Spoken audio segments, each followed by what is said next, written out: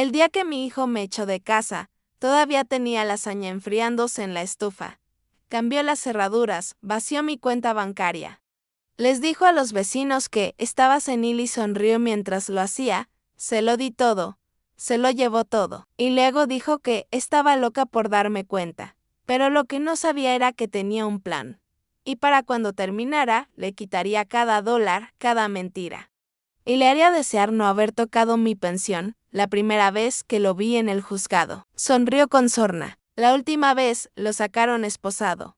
Antes de empezar, por favor, dale a me gusta a este video y suscríbete para no perderte ninguna historia como esta. Y también comenta desde donde lo estás viendo. Gracias, empezó un jueves. Lo recuerdo, porque los jueves era el día en que me daba el gusto de comprarme uno de esos bollitos de canela carísimos de la panadería del centro. Y me sentaba junto a la ventana, fingiendo que no estaba sola. Esa mañana había sido igual que siempre, tranquila, predecible, con el café un poco quemado porque aún no había descubierto cómo cambiar la junta de mi vieja cafetera. Sobre las 10:30. Estaba doblando la ropa en la sala cuando oí que llamaban a la puerta. Ni siquiera miré por la mirilla. Reconocí el ritmo. Ethan siempre tocaba como si se estuviera anunciando a la realeza. Abrí la puerta con una pequeña punzada de emoción. Mi hijo apareciendo sin avisar. ¿Qué hacía? 2 años que no pasaba. Ni siquiera me molestó la poca antelación.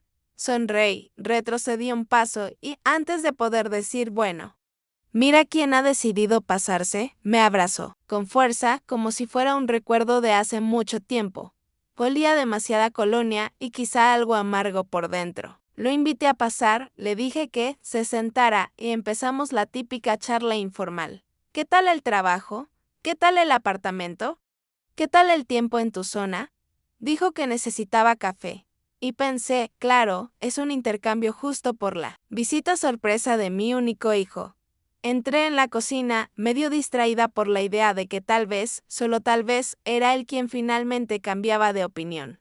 Tal vez disculpándose por la última vez que hablamos cuando me dijo que ya no entendía cómo funciona el dinero. Recuerdo haber agarrado mi taza favorita, la azul con el asa desportillada, y haber pensado en calentar algo para comer. Entonces lo oí, el inconfundible clic del cerrojo. Pensé que quizá oía cosas. Grité, Ethan, y volví a la puerta, todavía con la taza en la mano. Allí estaba él, de pie al otro lado de la puerta, mirándome por la mirilla como si fuera un desconocido. Alcancé el pomo y lo giré. No se movió. Me reí un segundo como si fuera una broma. Qué gracioso, dije. No respondió. Solo dijo, desde el otro lado de la puerta, en voz baja y firme, reclamo lo que es mío. Me quedé paralizada. Eso no es lo que uno escucha de su hijo, no cuando uno es quien recortó cupones, se saltó vacaciones y comió obras durante 40 años para mandarlo a la escuela. Llamé, no muy fuerte, solo confundido. Abre la puerta, Ethan. Nada. Ethan, abre la maldita puerta. Nada. Llamé más fuerte. Empezando a entrar en pánico, mi teléfono estaba sobre la mesa. Mis llaves estaban en el lavabo, junto a la puerta principal. Mi billetera estaba dentro de mi bolso, que estaba en el sofá. No tenía nada más que mis pantuflas y una taza de café. Finalmente, volvió a decir, tranquilo. Como si solo fuera un trato, es mejor así, mamá. Pronto lo entenderás. Y se marchó. Oí que se abría la puerta del garaje y arrancaba el motor. Corrí a la ventana y lo vi salir marcha atrás en mi Toyota. Fue entonces cuando comprendí no solo lo que estaba pasando, sino que lo había planeado. Sabía que lo dejaría entrar. Sabía que confiaría en él. Me senté en el escalón del porche, todavía con esa estúpida taza en la mano. Y sentí como si alguien me hubiera abierto un agujero en el pecho. No sé cuánto tiempo estuve allí sentada, quizá 10 minutos, quizá 1 hora. Al final, mi vecina Keral salió a regar sus plantas y me vio. Luis, ¿te quedaste fuera?, me preguntó como si hubiera olvidado las llaves al recoger el correo. Al principio no respondí. ¿Qué dices? No, Keral, mi hijo me acaba de robar la casa. Vino. Me ayudó a levantarme y me llevó adentro. Usé su teléfono fijo para llamar a la policía. Dijeron que era un problema doméstico. Dijeron que si vivía allí, lo cual técnicamente no era así, no podían desalojarlo. Sin un desalojo formal colgué sin despedirme. Que era el medio té. No bebí. Mis manos no dejaban de temblar. Esa noche, cuando por fin logré entrar con la ayuda de Keral y su primo, el cerrajero, me di cuenta de que la caja fuerte que guardaba bajo la tabla del suelo del armario del pasillo había desaparecido. Había guardado todos los documentos de mi pensión, algo de efectivo y algunas joyas que no valían mucho, pero que significaban mucho para mí. Había desaparecido. No solo me dejó fuera, se lo llevó todo. Y lo peor no fueron las cosas, fue saber que la única persona en la que había confiado toda mi vida me había mirado a los ojos y había decidido que no era más que un obstáculo, una carga. Alguien que debía ser expulsado. Ese fue el día en que dejé de ser madre. Ese fue el día en que me convertí en algo completamente distinto. La mañana después de que Ethan me dejara fuera, apenas dormí. No paraba de mirar la ventana cada 10 minutos. Como si algún mapache fuera a volver y robarme la basura, o, en este caso, la vida. Me senté en la habitación de invitados de Keral, mirando al techo, preguntándome cuántos de mis vecinos creerían la versión que él ya había empezado a contar. Y créanme, empezó a contarla rápido ese día. Volví a llamar a la policía. Quería presentar una denuncia formal. El agente al teléfono parecía tener unos 22 años, como si estuviera leyendo un guión. Me preguntó si Ethan me había hecho daño físico. No. ¿Me sentí en peligro inmediato? No, no en ese momento. ¿Era legalmente residente de mi casa? Dije que no. Pero la vacilación en mi voz me delató. Había vivido allí intermitentemente a lo largo de los años. El agente suspiró y me dijo que tendría que presentar una demanda civil, no penal, y que estas situaciones pueden ser complicadas.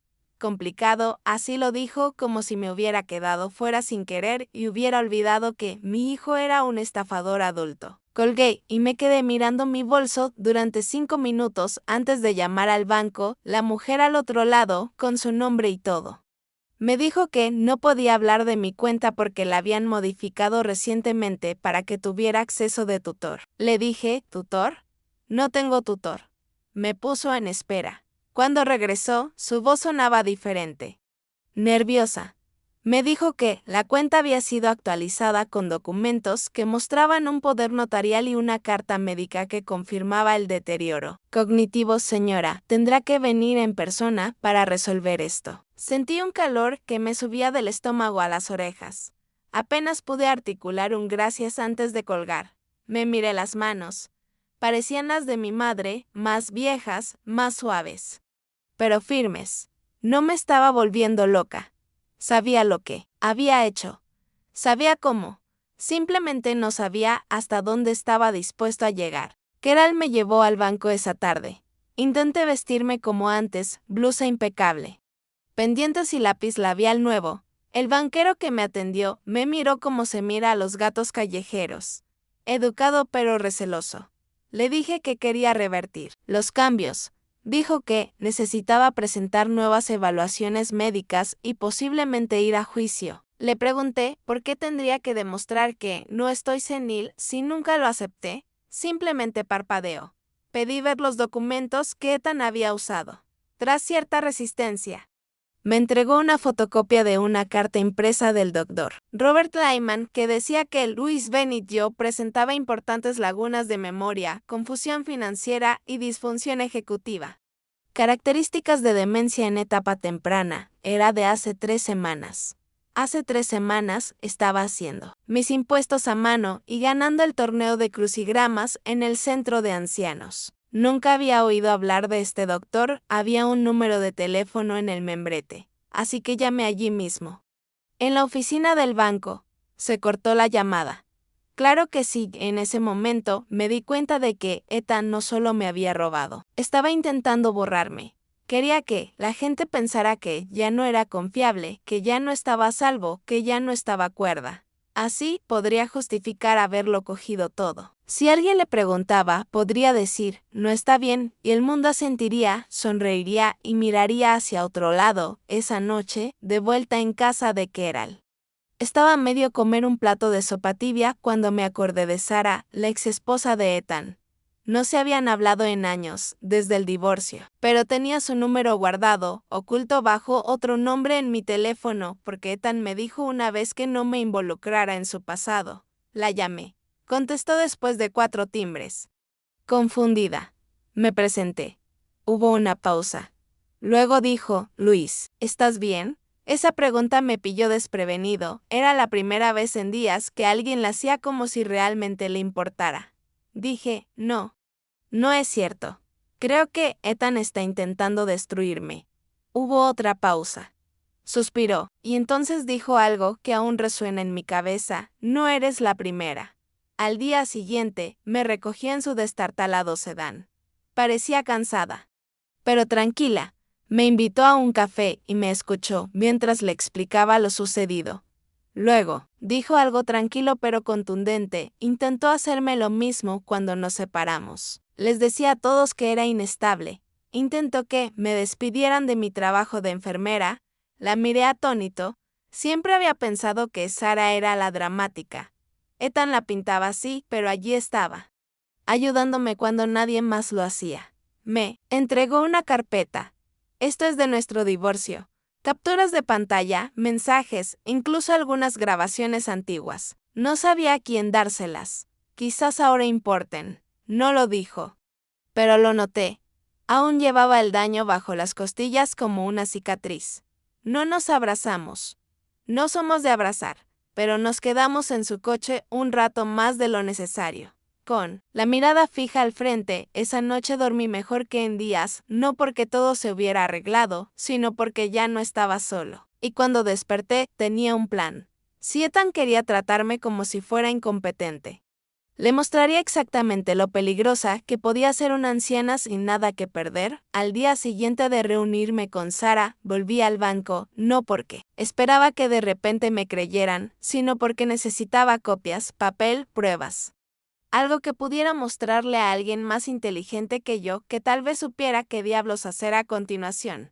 La mujer detrás del mostrador era más joven. Esta vez, quizá de 20 y pocos años, y se notaba incómoda. Dijo que no podía revelar nada sin el consentimiento del tutor y casi me reí. Me incliné hacia adelante y le dije, cariño, soy quien dio a luz al supuesto tutor. Y ni siquiera sabe escribir fiduciario. Parecía que quería desaparecer en el suelo, pero al final me dio el número de atención al cliente. Eso me llevó a un buzón de voz tan profundo que parecía una prueba de cordura. 2 horas y un descanso para un sándwich después, terminé con una cita telefónica con un supervisor. Se llamaba Todd. Por supuesto que era Todd, fue educado, eficiente y, claramente, le aterraba decir algo inapropiado. Le conté lo sucedido, que nunca autoricé a nadie a ser mi apoderado, que nunca conocí al médico que supuestamente escribió esa carta, que nunca había estado en el hospital, y mucho menos que me diagnosticaran demencia. Todd dijo que lo intensificaría. Le pregunté qué significaba eso. Dijo que significaba que alguien más lo revisaría. Me dieron ganas de gritar, en cambio. Le di las gracias de nuevo. Eso es lo que se hace cuando uno es mayor.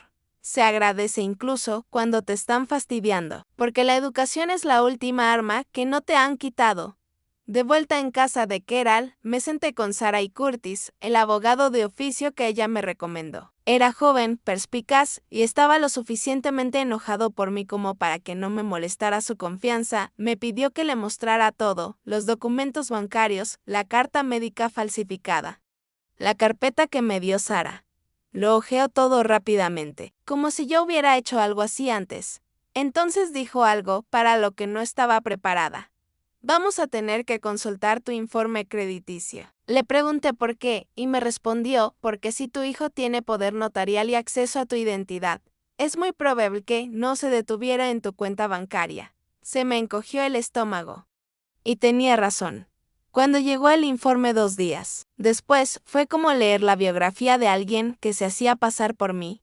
Había 2 tarjetas de crédito que nunca había solicitado, una con casi $30,000 en cargos, principalmente adelantos de efectivo y póker online. Otra había llegado al límite de lo que parecían ser productos electrónicos para el hogar y billetes de avión. incluso había una solicitud de préstamo de coche pendiente a mi nombre para un BMW del 2019. ¿Un BMW? No he conducido nada más nuevo que un Toyota del 2005. Curtis lo revisó con la mandíbula apretada y murmuró: esto es un robo de identidad a gran escala. No solo acceso. Está reconstruyendo una vida en tu nombre. Sentía que las paredes se movían, que ya nada era sólido. No dejaba de pensar, ¿y si nunca lo hubiera comprobado? ¿Y si me hubiera quedado sentada en el sofá de Keral tomando su té para dormir? Asumiendo que era solo un malentendido familiar, un día me habría despertado con cobradores de deudas en la puerta y sin un hogar al que regresar. Curtis empezó a redactar una carta de cese y desistimiento, pero dijo que necesitábamos más extractos bancarios, registros telefónicos, cualquier tipo de comunicación entre Ethan y estas instituciones. Fue entonces cuando recordé la pequeña caja fuerte ignífuga que guardaba debajo del suelo antes de que Ethan se la llevara. Se lo conté. Y Sara dijo que probablemente él tomó los documentos y los escaneó. Si podemos demostrar que se usaron en aplicaciones sin su consentimiento, podríamos tener algo, dijo. Eso le dio una idea a Curtis, abrió una búsqueda de hipotecas inversas y empezó a buscar transacciones inmobiliarias a mi nombre. Y efectivamente, ahí estaban, mi casa estaba vinculada a una hipoteca inversa pendiente, de esas que se promocionan a las personas mayores en la televisión como si fuera una solución mágica. Utilizó documentos falsos y una versión falsificada de mi firma para iniciar el proceso. El papeleo se detuvo solo porque la compañía de préstamos estaba esperando una última verificación. Mi aprobación en persona, que probablemente planeaba falsificar o coaccionar de alguna manera. Me quedé allí sentado, mirando la pantalla, dándome cuenta de lo mucho que lo había planeado. No fue un momento de debilidad ni una mala decisión tomada por desesperación. Fueron semanas, tal vez meses, de premeditación, paso a paso, como un rompecabezas. Borrar al padre, tomar los activos. Usar su identidad hasta agotarla. No lloré, creo que ya se me habían acabado las lágrimas. Simplemente me quedé allí sentada en silencio. Hirviendo de una rabia que no sabía que era capaz de sentir, Curtis me miró y dijo: podemos luchar contra esto. Va a ser un desastre, pero podemos. Y le creí. Pero también sabía una cosa con absoluta certeza. Si Ethan estaba dispuesto a reescribir mi vida en el papel, lo haría peor en persona.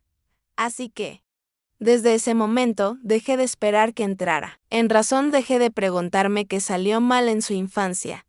Dejé de pensar en él como mi hijo. Empecé a pensar en él como un ladrón, con mi nombre en su tarjeta bancaria.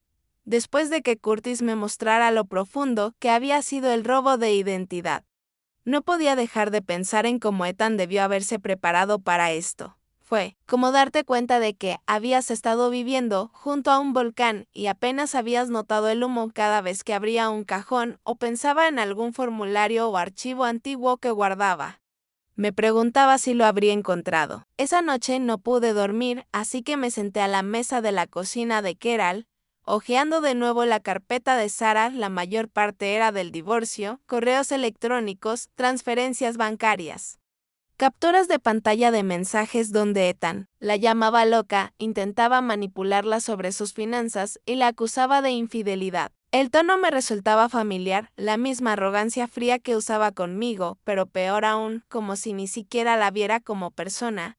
Había un archivo de audio que no había visto antes, guardado en una pequeña memoria USB rosa sujeta a un clip. Era un mensaje de voz, la voz de Ethan, arrastrada pero clara: me da igual lo que diga el tribunal. Me debes una. Hice esta vida por ti. Y puedo retractarme con la misma facilidad. No me di cuenta de que había apretado los dientes hasta que me empezó a doler la mandíbula. A la mañana siguiente, le pregunté a Sara si podíamos hablar en un lugar tranquilo. Me recogió de nuevo en su viejo coche y fuimos al parque. No había mucha gente. Solo unos cuantos corredores y algunas personas mayores paseando a sus perros. Nos sentamos en el coche con las ventanillas entreabiertas. Le conté lo que Curtis encontró y no pareció sorprendida. En cambio, metió la mano en la guantera y sacó otro sobre. No estaba segura de si debía traer esto. dijo. Es de después del divorcio, cuando empezó a perder los estribos. Pensé que se calmaría. Pero luego me envió esto. Dentro había una cadena de correos electrónicos impresos entre Ethan y un tal Nate Treiman. A primera vista, parecían asuntos de negocios aburridos, menciones de transferencias bancarias y plazos de proyectos. Pero Curtis me había enseñado que buscar uno de los correos tenía un archivo adjunto llamado ElevenNet. Momento, no sabía qué significaba. Pensé que quizá era algo de herencia. Pero creo que ya estaba trabajando con este tipo para transferir tu dinero. Le pregunté cómo lo consiguió y me dijo que había pirateado una de sus antiguas cuentas de Gmail después del divorcio. Cuando él dejó su sesión iniciada en su portátil, lo había guardado todo por si acaso. Le pregunté por qué no me había contado nada de esto antes. Dudó un momento y luego dijo, porque pensé que no me creerías. Siempre me trataste como si fuera demasiado dura con él, como si simplemente estuviera estresado. No se equivocaba. Cuando se casaron, siempre intenté mantenerme neutral. Me decía a mí misma que no me correspondía. No quería tomar partido, resulta que no elegir sigue siendo elegir. Y yo había elegido creer la versión de Ethan que él quería que viera. Fuimos a la oficina de Curtis con el sobre, ya estaba en una llamada, pero nos hizo señas para que entráramos. Al ver lo que teníamos, se irguió. Esto cambia las cosas, dijo. El rastro de correos electrónicos demostró que Ethan llevaba meses planeando transferencias financieras y que no trabajaba solo. Nate Treiman, según una rápida verificación de antecedentes, había estado vinculado a múltiples empresas fantasma y cuentas en el extranjero en el pasado. Nada grave, pero suficiente para sorprender. Curtis dijo que tendríamos que construir un caso que demostrara que Ethan había usado esas conexiones para ocultar fondos robados. Estamos hablando de fraude electrónico, dijo. Esto no es solo robo de identidad. Es un caso organizado. Miré a Sara. Tenía la mirada fija en el suelo, con los brazos cruzados. Extendí la mano y le toqué el codo. Hiciste lo correcto, dije. Y lo decía en serio. Me dedicó una sonrisa cansada. De camino a casa, pasamos por su apartamento para que pudiera comprar unos discos duros viejos. La vi entrar sola con ese movimiento practicado y cansado, como si llevara años cargando con todo esto, y así era. De vuelta en casa de Keral. Me senté en la cama de invitados y hojeé una de mis viejas agendas. En los márgenes de las páginas, había escrito recordatorios para llamar a Ethan. Saber cómo estaba y preguntarle si necesitaba algo. Me preocupaba mucho, si se sentía apoyado. Nunca me detuve a preguntarme si usaba ese apoyo como una cuerda para levantarse o para estrangularme. Lentamente cerré la Allende y la guardé en un cajón. Ya no necesitaba recordatorios. Necesitaba recibos, marcas de tiempo, nombres. Ya no solo decíamos la verdad. Estábamos construyendo un caso y gracias a Sara.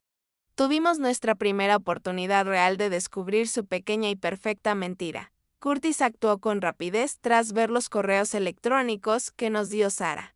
Presentó una solicitud de emergencia de una orden judicial de protección y comenzó a redactar la documentación para la demanda civil, pero lo que me sorprendió fue la rapidez con la que la otra parte respondió. Menos de una semana después, un mensajero me entregó en casa de Keral una pila de documentos legales que parecían más pesados de lo que parecían. Ethan había presentado una petición ante el Tribunal de Sucesiones alegando que yo no era apta para administrar mis propias finanzas y que necesitaba un tutor. Él intentaba formalizar el fraude. Curtis dijo que teníamos que ir a juicio y rápido. La audiencia decidiría si un juez creía que yo tenía pleno control de mis facultades o si Ethan podía seguir administrando mis bienes. Ese fin de semana me senté en el departamento de Sara, revisando todo el correo que recordaba haberle enviado a Ethan durante el último año, documentos de seguros, información sobre impuestos, cartas de pensión.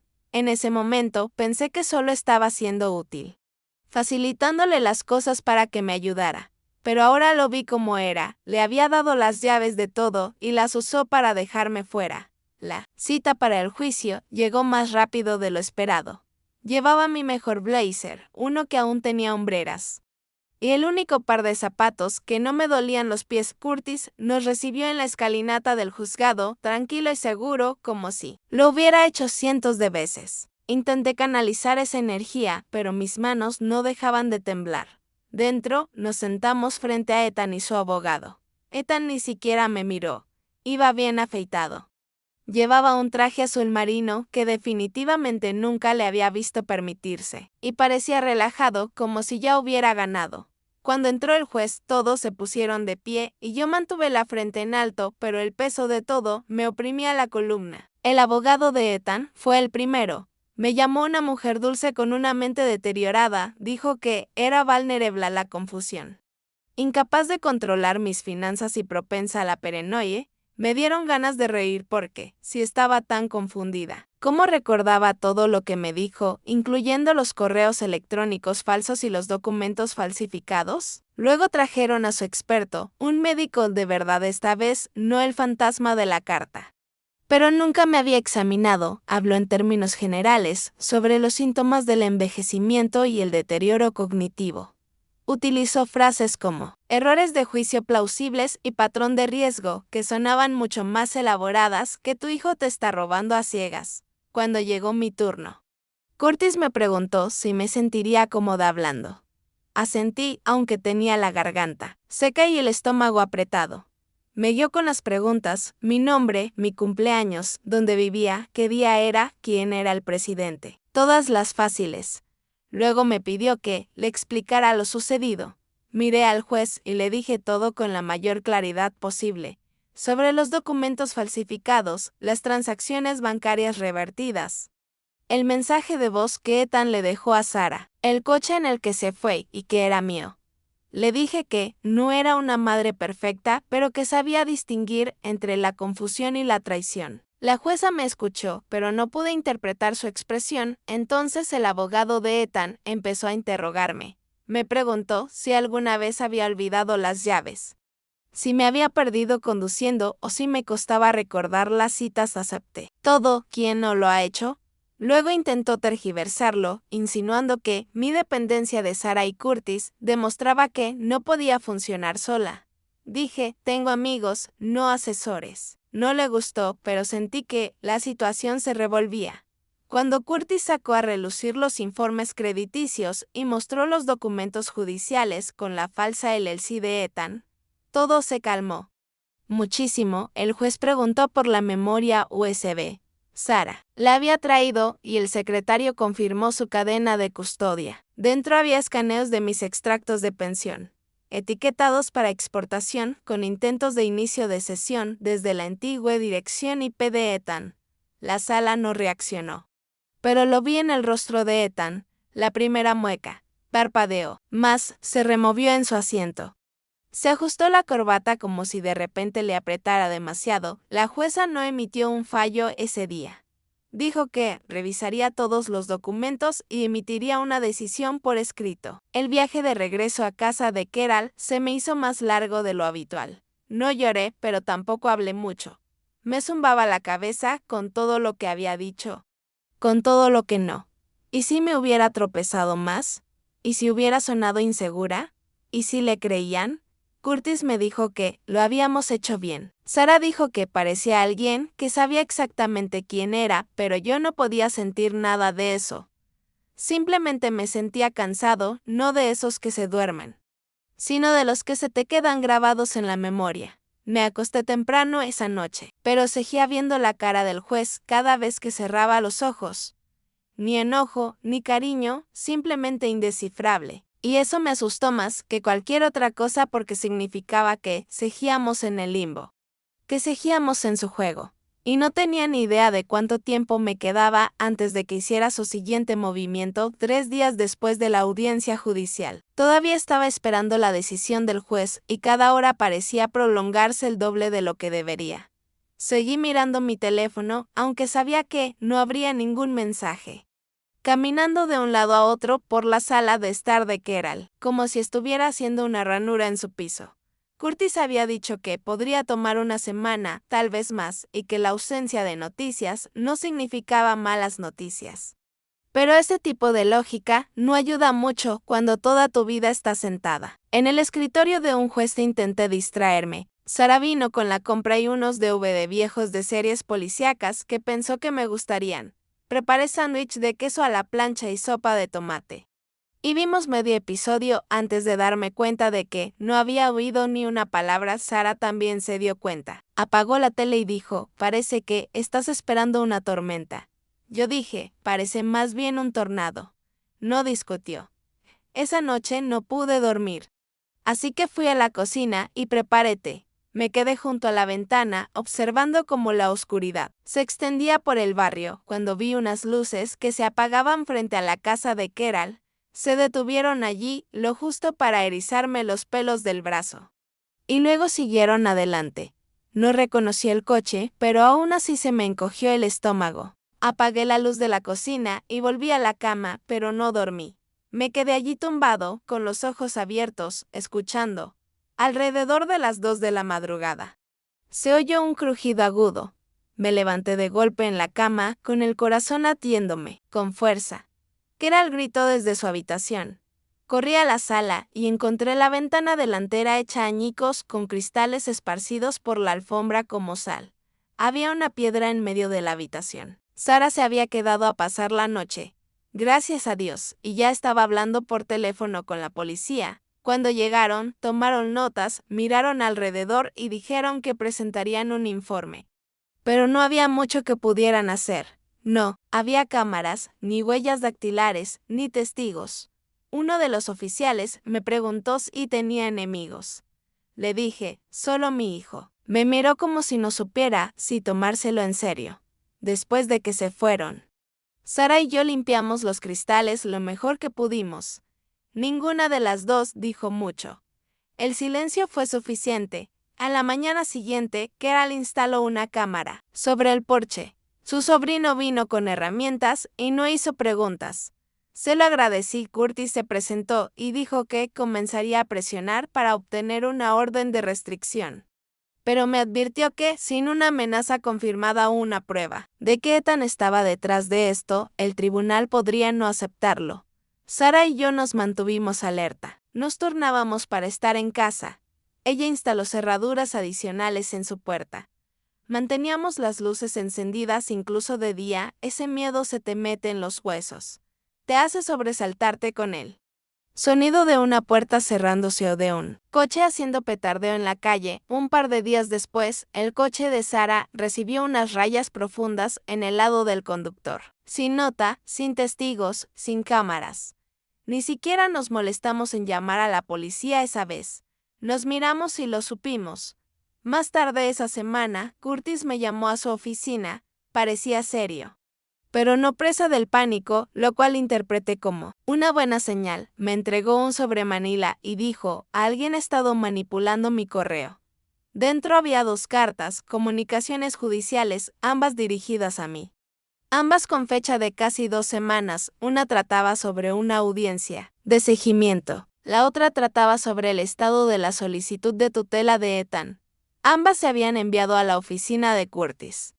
Pero nunca le llegaron directamente, solo los encontró porque su recepcionista notó un desgarro en la esquina de un sobre y sospechó. Le pregunté cómo podía ser, dijo, revisamos las grabaciones de seguridad del edificio. Ethan apareció aquí fuera del horario de oficina la semana pasada. Estuvo en el vestíbulo 7 minutos. Me quedé allí sentado, mirando las cartas, dándome cuenta de cuánto se había acercado sin que yo me diera cuenta.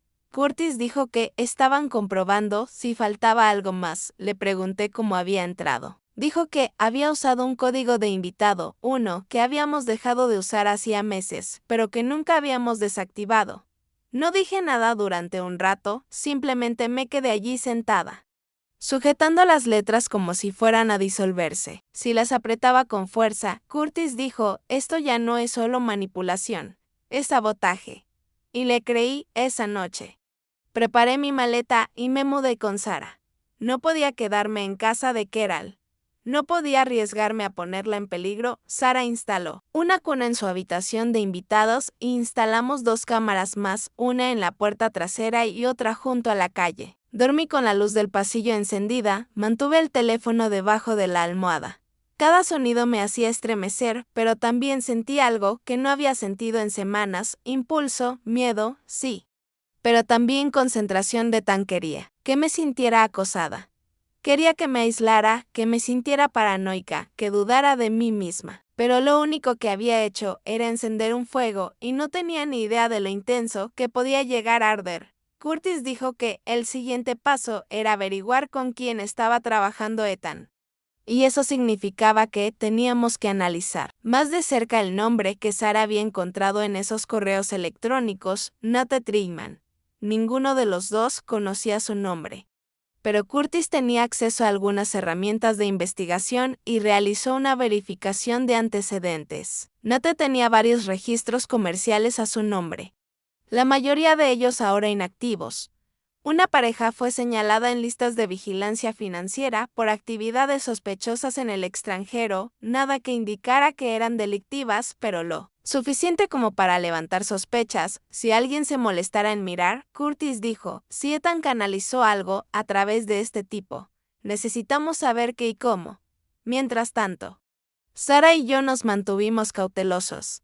Guardamos todos los recibos y registros de acceso, y Curtis creó una carpeta segura para nuestras pruebas. A veces parecía un poco ridículo, como si nos preparáramos para una guerra en un tribunal. Pero entonces miraba la ventana rota, el coche rayado o el correo que Ethan había manipulado. Y recordaba que ya no se trataba solo de dinero. Se trataba de control, y le había permitido tener demasiado durante demasiado tiempo. Curtis logró rastrear una de las transacciones recientes de Ethan hasta una cuenta corriente inactiva a nombre de Nate. El rastro se detuvo allí y se había cerrado una semana después de recibir el dinero, pero fue suficiente para confirmar una conexión. Le pregunté a Curtis si era ilegal. Me dijo, lo será cuando demostremos la intención. Entonces, como si el destino lo hubiera planeado, Sara me llamó desde su apartamento una tarde, mientras yo salía con Keral. Parecía sin aliento. Tienes que venir. Encontré algo. Cuando llegué, estaba sentada con las piernas cruzadas, en el suelo de su habitación, sosteniendo una vieja caja de zapatos. Estaba limpiando el armario y encontré esto detrás de un panel falso, dijo. Dentro había una memoria USB negra, pequeña y rayada, sin etiqueta. Dijo que había sido de Ethan hacía años, algo que probablemente olvidó haber dejado. Lo conectamos a su portátil, casi esperando nada. O tal vez archivos basura. Lo que encontramos me hizo un nudo en la garganta. Había docenas de archivos. Algunos eran PDF de extractos bancarios míos etiquetados como Pound. Eran imágenes de formularios firmados, no solo escaneados, sino manipulados digitalmente. Observé en silencio cómo Sara abría uno que mostraba mi firma pegada en otro formulario de autorización de pensión. Los metadatos mostraban que lo habían editado un martes por la mañana, 3 meses antes de que me bloqueara. Sara siguió investigando. En una carpeta marcada como ref, había un video corto. Parecía una grabación de pantalla de un teléfono. Ethan estaba sentado en lo que parecía una mesa de cocina. Riendo dijo algo así como, no tiene ni idea, podría estar comprando armas con su dinero, y ella seguiría hablando del brunch del domingo. No me reí. Sara tampoco. El video apenas duraba 30 segundos, pero nos lo contó todo. Sabía lo que hacía. Estaba orgulloso de ello. Curtis vino esa noche. Le mostramos todo. No dijo mucho mientras veía el video. Solo asintió y tomó notas. Esta es la prueba irrefutable, dijo en voz baja. Literalmente, preguntó si podía duplicar la unidad y registrar la cadena de custodia. Se la entregamos. A la mañana siguiente, lo presentó como parte del creciente caso civil y también alertó a la fiscalía.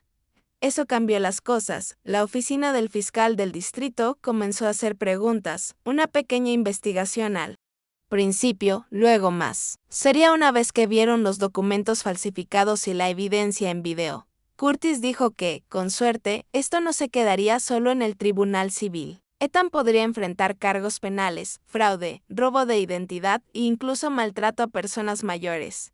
Fue extraño el modo en que apareció la esperanza. No era ruidosa ni llamativa. Solo una sensación tranquila en el estómago de qué tal. ¿Ves? Finalmente, la gente estaba empezando a ver la verdad. Ese fin de semana, vacié mi bolso viejo y encontré un recibo doblado de una gasolinera con fecha del mismo día en que me quedé sin casa. Recordé haberle comprado bocadillos pensando que solo estaba estresado y necesitaba consuelo.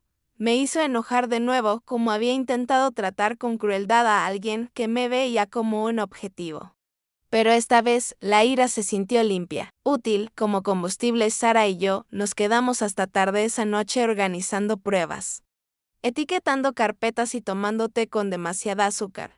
Ella dijo, ¿crees que sabe que vamos a por él? Dije, lo hará, porque por primera vez no estaba reaccionando. Me estaba preparando y Ethan no tenía ni idea del problema que me estaba convirtiendo. Después de que intervino el fiscal del distrito, Curtis nos advirtió que mantuviéramos un perfil bajo.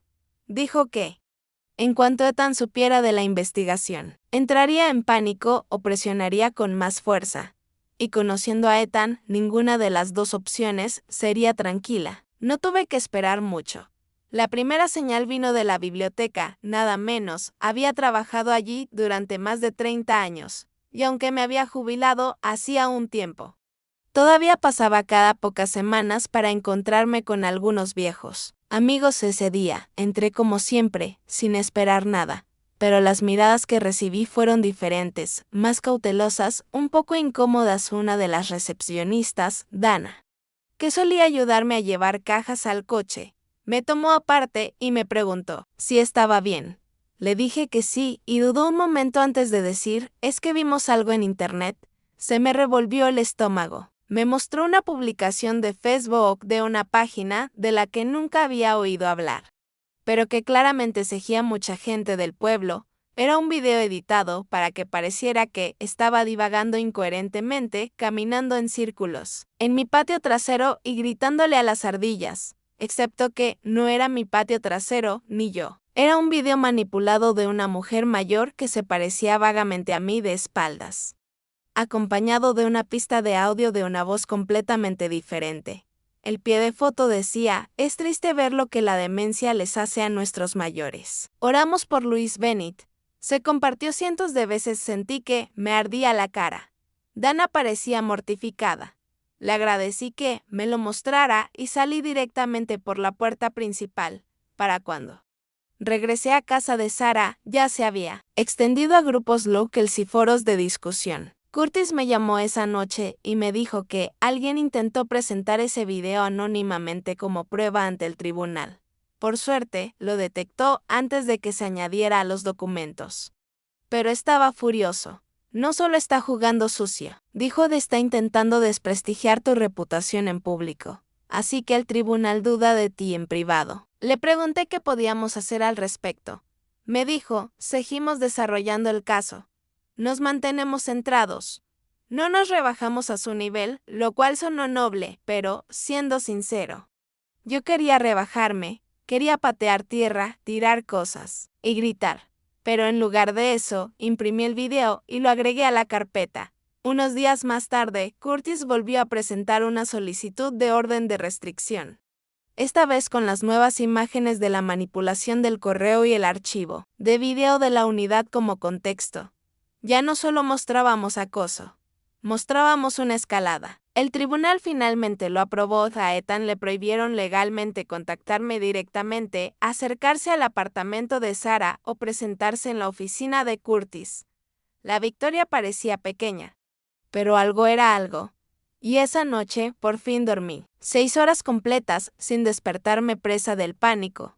Entonces, como si percibiera que habíamos ganado, Ethan respondió. Curtis recibió una alerta de un contacto bancario. Alguien intentó acceder de nuevo a una cuenta vinculada a mi pensión, esta vez con credenciales de un servicio externo. El inicio de sesión falló, pero activó una alerta de fraude. El intento provenía de un servidor fuera de EU enmascarado. Mediante una VPN, Curtis dijo que probablemente Ethan intentaba mover lo que quedaba antes de que lo congeláramos. Presentamos el informe, pero dejó algo claro, no iba a rendirse. Por aquella época, recibí un sobre por correo sin remitente. Dentro había un formulario impreso.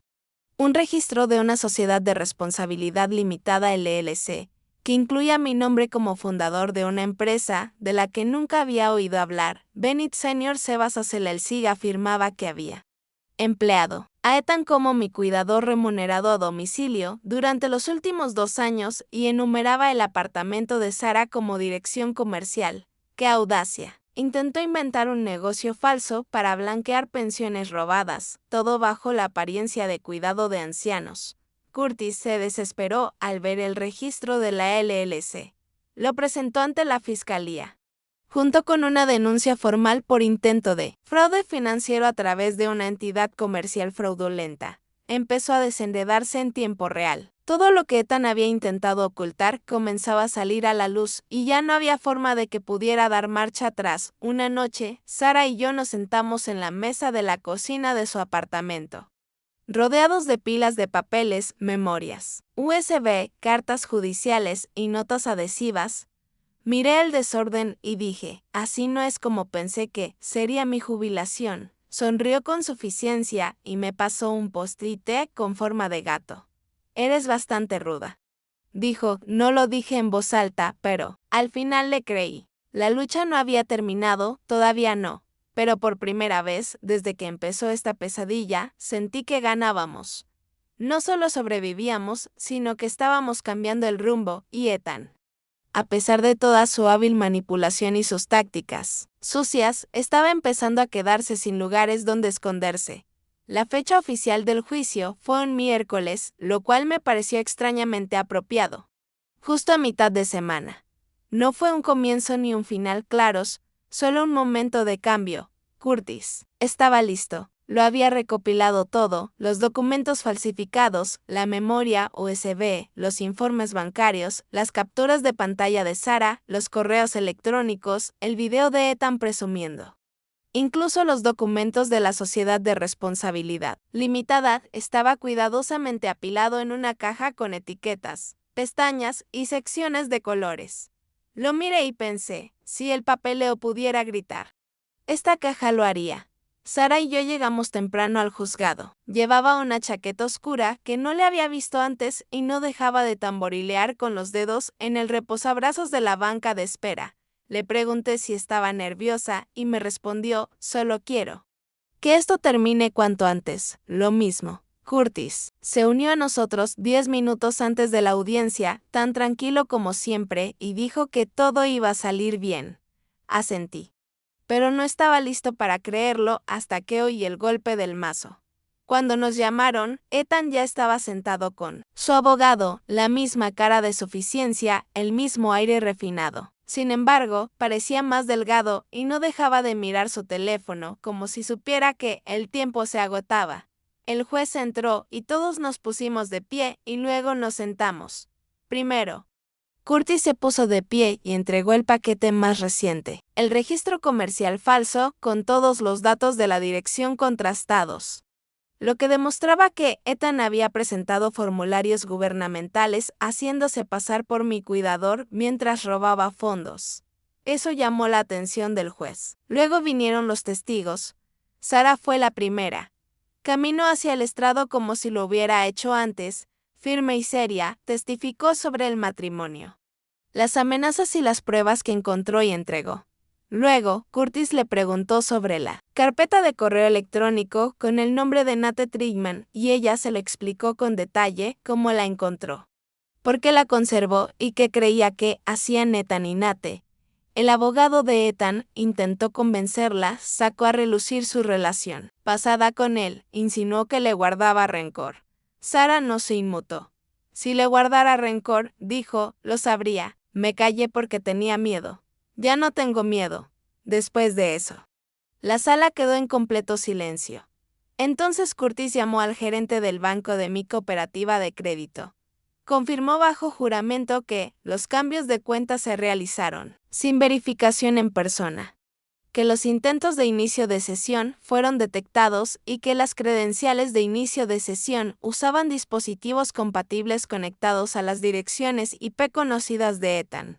Después de eso, llegó el experto en análisis forense digital que Curtis había contratado. Un hombre de voz suave y gafas que mostró cómo la computadora portátil de Ethan, confirmado mediante registros de compra, había editado los archivos PDF vinculados a los retiros de mi pensión. ¿Cuándo? Reprodujo el clip de la memoria USB Ethan, en cámara riéndose de haber tomado mi dinero. El silencio en la sala no fue tanto de sorpresa como de inamovible. Como si todos hubieran visto suficiente, el abogado de Ethan parecía haberse tragado un puñado de tachuelas. Cuando Curtis terminó nuestro caso, el juez se giró hacia Ethan y le preguntó si querían continuar. El abogado de Ethan se levantó, le susurró algo y entonces, en un momento que jamás olvidaré, Ethan se levantó sin que se lo pidiera y dijo: «Ella arruinó mi futuro». ¿Crees que quería ser un fracasado sin Blanca? Me merecía ese dinero, me debía. Todo lo que tenía, lo consiguió gracias a mí. La jueza levantó la mano y le pidió que se sentara. No lo hizo. Siguió despotricando sobre los sacrificios, sobre cómo no lo había ayudado lo suficiente, sobre cómo tenía derecho a al menos una parte. Los oficiales del tribunal se adelantaron y solo entonces se detuvo. El juez me miró, luego volvió a mirarlo y luego bajó la vista hacia los expedientes. Dijo que estaba lista para dictar sentencia. Fue breve, clara y definitiva. La solicitud de tutela de Ethan fue denegada. Todos los poderes notariales fueron anulados, mis cuentas volverían a estar bajo mi control total. Ethan sería denunciado ante la Fiscalía General del Estado para su derivación penal por cargos de fraude financiero, robo de identidad y maltrato a personas mayores. Y se le decretaría prisión preventiva por violar la orden de alejamiento. En relación con el incidente del correo, bajo el mazo y por primera vez en meses, bajé los hombros. Sara me tocó el brazo. Curtis asintió. Ethan fue escoltado fuera, esposado, aún intentando hablar. Pero nadie lo escuchaba. Salimos de la sala a la luz como supervivientes saliendo de un refugio. Y aunque mi corazón seguía latiendo con fuerza y mis rodillas se sentían como gelatina, caminé con más fuerza que en mucho tiempo porque no solo ganamos, revelamos toda la verdad y no había vuelta atrás. Tras el fallo, todo se aceleró más rápido de lo que esperaba. Ethan fue detenido allí mismo, en la sala del tribunal, y así, la persona que había trastocado mi vida ya no era solo una amenaza. Lo vi salir esposado, sin un trato especial, sin un discurso de último momento. Simplemente escoltado a través de una puerta lateral como cualquier otro acusado que se creía más inteligente que la ley. Curtis se encargó de la mayor parte del papeleo posterior al juicio. Era tranquilo y minucioso, como lo había sido desde el primer día. Pero pude ver en sus ojos alivio. Me dijo que se estaba procesando la restitución y que recuperaría lo que no se había trasladado al exterior. Además de una disculpa formal del tribunal por la demora en congelar el acceso de Ethan. La disculpa no me importó mucho. Pero recuperar mi pensión significó que podía dejar de contar latas en la despensa y fingir que no me preocupaba quedarme sin champú. De vuelta en casa de Sara, brindamos con sidra espumosa barata y vasos de plástico. Keral pasó con una cazuela y un montón de platos de papel. No fue una gran fiesta. Solo una noche tranquila con gente que había acudido en el momento oportuno. Curtis se quedó un rato y luego se fue con una tarjeta de agradecimiento que le había escrito la noche anterior y fingí no haberla hecho. Sara y yo nos sentamos en su sofá y vimos un viejo episodio de peligro y por una vez no sentí la necesidad de mirar el teléfono ni cerrar la puerta con llave. Una semana después volví a mi casa. Me quedé un buen rato en el jardín delantero antes de abrir la puerta. Parecía más pequeña. No porque hubiera cambiado, sino porque yo lo había hecho. Caminé por las habitaciones, rozando las paredes con los dedos. No lloré, solo respiré. El aire olía un poco a polvo, como si me hubiera estado esperando. Pasé los siguientes días limpiando, arreglando cosas que Ethan había ignorado, revisando cajones y tirando todo lo que ya no importaba. Sin embargo, conservé algunas cosas, algunas fotos antiguas, una bufanda que me había comprado años antes de que todo se desmoronara. No lo hice por sentimentalismo, simplemente no quería dejar que me arrebatara nada más. Ni siquiera los buenos recuerdos. Curtis me preguntó si estaría dispuesta a hablar en un evento local que estaba organizando para concienciar sobre el fraude a las personas mayores. Al principio dije que no quería ser la imagen de nada, no quería ser la mujer a la que su hijo robó. Pero luego pensé en todas las llamadas que hice y nadie me creyó. Todas las veces que alguien usó la palabra confundido como si significara desechable, y cambié de opinión, me paré frente a una sala llena de desconocidos, con las manos ligeramente temblorosas, y dije la verdad. No la versión desinfectada ni la educada. Les conté lo que sentían al ser ignorados, al luchar, al ganar. La gente me escuchó. Algunos se acercaron después, pidieron recursos y dijeron que tenían preguntas sobre sus propias familias. Eso fue más importante de lo que esperaba. Un mes después, me uní al consejo asesor de la clínica de asistencia jurídica con la que trabajaba Curtis. No estaba haciendo nada especial, solo ayudaba con la administración. Preparaba café, contestaba el teléfono, pero se sentía bien ser parte de algo.